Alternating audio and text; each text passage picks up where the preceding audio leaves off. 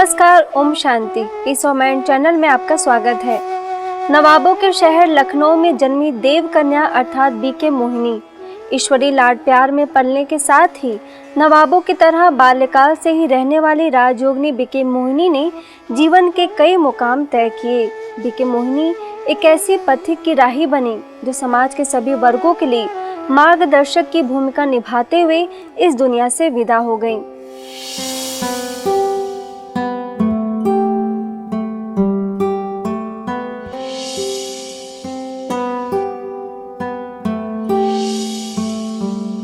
देव कन्या का महाप्रयाण। देव कन्या के महाप्रयाण पर भावभीनी श्रद्धांजलि।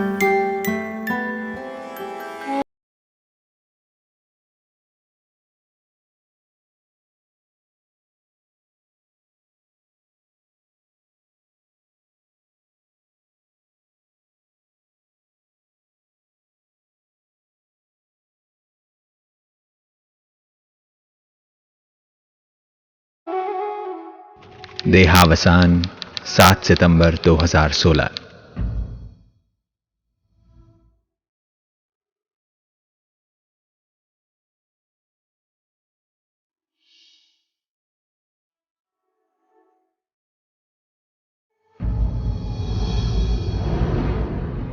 नवाबों के शहर लखनऊ में जन्मी देव कन्या अर्थात बीके मोहिनी ईश्वरीय लाड़ प्यार में पलने के साथ ही नवाबों की तरह बाल्यकाल से ही रहने वाली राजयोगिनी बीके मोहिनी ने जीवन के कई मुकाम तय किए। बीके मोहिनी ने कभी सोचा ही नहीं था कि आगे चलकर एक ऐसे पथिक की राही बनेंगी जो समाज के सभी वर्गों के लिए मार्गदर्शक की भूमिका निभाते हुए इस दुनिया से विदा हो जाएंगी।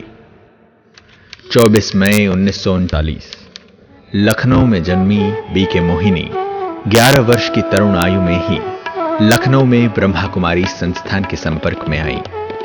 जब पहली बार 12 वर्ष की उम्र में माउंट आबू आई और संस्था के साकार संस्थापक प्रजापिता ब्रह्मा बाबा से मिली तो बाबा ने देखते ही पहचान लिया था कि यह बच्ची आगे चलकर बाबा का नाम रोशन करेगी और बाबा की सेवाओं में महत्वपूर्ण भूमिका निभाएगी।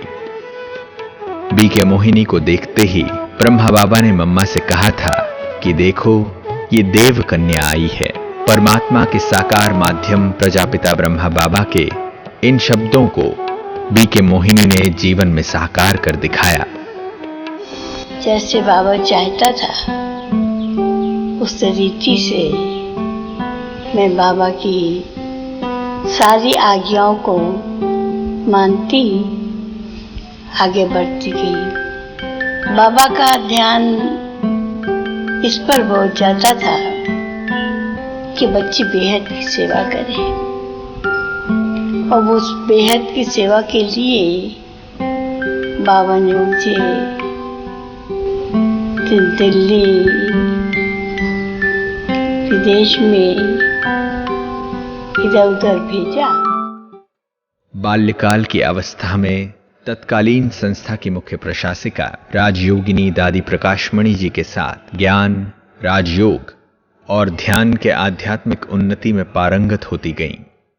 साथ ही उनके साथ रहते हुए प्रशासनिक गतिविधियों के साथ अपने उन्नति के लिए भी लगातार प्रयासरत रहीं। 12 साल की उम्र से वो इस ईश्वरी विश्वविद्यालय में आई और उनका संबंध जो हमारे फाउंडिंग फादर ब्रह्मा बाबा, मातेश्वरी सरस्वती, दादी प्रकाशमणि, दीदी मनमोहिनी और अन्य दादियों के साथ बहुत बहुत समीपता का संबंध रहा और बचपन से ही उनको बहुत ईश्वरी सेवा का उमंग था। बहन ने जैसे प्रकाशमणि दादी ने ब्रह्मा बाबा से ये संघ से सब कुछ सीखा था हर चीज को हैंडल करना। तो मोहिनी बहन जी ने दादी प्रकाश मंत्र से सीखा। धीरे धीरे उनके अंदर आध्यात्मिक ज्ञान की लौ ने अपना तीक्ष्ण रूप धारण कर लिया और परमात्मा ने उनके जीवन में दिव्य दृष्टि का पाठ खोल दिया और वे संदेशी हो गईं। दादी प्रकाशमणि के अंग संग रहते हुए वे धीरे धीरे अपने आप को योग्यताओं से परिपूर्ण कर लिया। दादी जी जहां भी जाती उनके साथ उनका गहरा संबंध हो गया। अब वे देव कन्या से बीके मोहिनी बन चुकी थीं। परमात्मा ने भी दैवी गुणों से सजाने संवारने में कोई भी कोर कसर नहीं छोड़ी।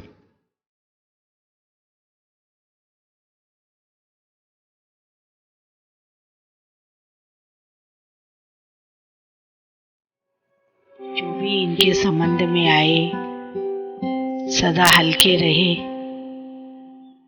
हल्के रह के जो भी इनके पास मिलने आए उनकी बात सुनना प्यार से और उनको हल देना और उनको हल्का करके भेजना, ये दीदी जी की बहुत बड़ी विशेष। मैं उनको व्यक्तिगत जानता हूँ। उनके अंदर बहुत निर्भयता, बोल्डनेस, सत्यता, सेवा का बहुत डीप भाव और खास तौर पे डिसिप्लिन की बातों को डील करना, ये सारी विशेषताएं उनके अंदर थी। इसके साथ ही वे संस्थान की हर गतिविधियों में भागीदारी निभाने लगी और इसके पश्चात जब ग्रामीण विकास प्रभाग का गठन हुआ तो उन्हें प्रभाग की अध्यक्षा का कार्यभार दिया गया। देश ही नहीं बल्कि विदेशों, कनाडा, अमेरिका, जापान, ऑस्ट्रेलिया समेत कई देशों में दौरा कर लोगों में ज्ञान और योग की अलख जगाती रही हैं। बहुमुखी प्रतिभा थी, बहुत ही अच्छे एडमिनिस्ट्रेटर, सिस्टम सेटर और साथ में बाबा की संदेशी भी थी। दादी के राइट हैंड होने के नाते से कई कार्यों में उनका सहयोग हमें प्राप्त हुआ। परमात्मा ने उन्हें दिव्य दृष्टि का वरदान दिया था जिससे वे हमेशा ईश्वरीय संदेशवाहक बनकर चाहे बात गांव के विकास, बेहतर जीवन और आदर्श समाज की स्थापना का हो या मुश्किल परिस्थितियों में निर्णय लेने का, हमेशा वे एक लौह पुरुष की भांति खड़ी रहीं। मानवता की कटिबद्ध बीके मोहिनी देश के साथ विदेशों में भी किसानों को शाश्वत यौगिक खेती तथा आदर्श परिवार की पुनर्स्थापना के लिए लगातार प्रयासरत रहीं। उत्तर प्रदेश जोनल इंचार्ज गंगे दादी के देहावासन के पश्चात उन्हें यूपी जोन के निर्देशन की भी कमान सौंप दी गई। कुशलतापूर्वक इन दायित्वों का निर्वहन करते सेवाओं के कई सोपान तय किए। आध्यात्म और राजयोग में पारंगत राजयोगिनी मोहिनी बहन को समाज में उत्कृष्ट कार्यों के लिए कई राष्ट्रीय अंतर्राष्ट्रीय अवार्ड से भी नवाजा गया। दूर की हर समस्याएं। अब धीरे धीरे उनकी उम्र 77 वर्ष हो चुकी थी, पर शायद परमात्मा शिव को यहाँ से ज्यादा लगा नई दुनिया में बनाने में जरूरत होगी और वे 7 सितंबर 2016 को प्रातः 8:45 पर अहमदाबाद के हॉस्पिटल में अपनी अंतिम सांस ली।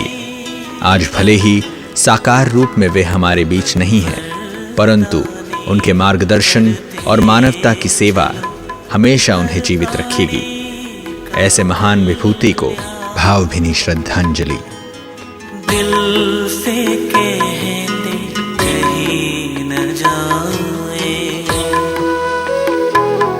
तेरे प्यार की कहानी शब्दों में लिखी न जाए।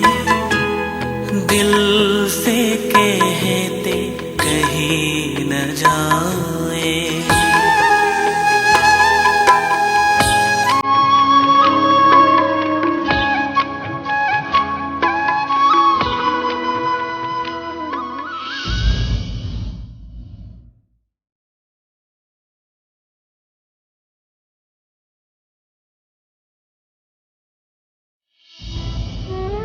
अब धीरे धीरे उनकी उम्र 77 वर्ष हो चुकी थी, पर शायद परमात्मा शिव को लगा कि यहाँ से ज्यादा नई दुनिया बनाने में जरूरत होगी और उन्होंने 7 सितंबर 2016 को प्रातः 8:45 पर अहमदाबाद के हॉस्पिटल में अंतिम सांस ली।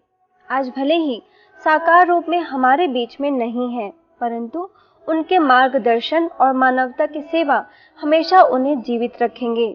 ऐसी महान विभूति को हम भावभीनी श्रद्धांजलि अर्पित करते हैं।